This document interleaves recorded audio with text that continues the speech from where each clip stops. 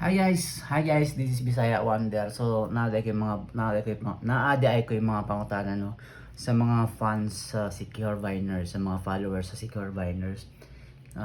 Unsa tuod ang istorya nila nga nung nawala na ang ilang pinaka main channel sa una.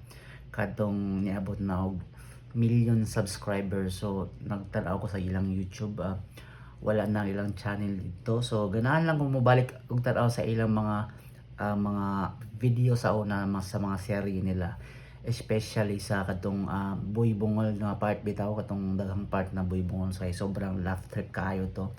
So karon wala na ko'y makita kasi nga kasi wala na ang ilang main channel. So naunsa dito, so kung nakabalo mo pa-comment nga may kung naunsa ang ilang channel sa una. And ang bago nilang channel karon katong Secure Viners Production, murag dugay na po sila walay upload nga serye kanang taas. Mas okay man siguro og kanong ilang ipagpatuloy itong ilang serye nga ilang upload no nga taas kayo. So siguro mga busy na pud sila no, maong wala na pud sila ka-upload o kagama og video.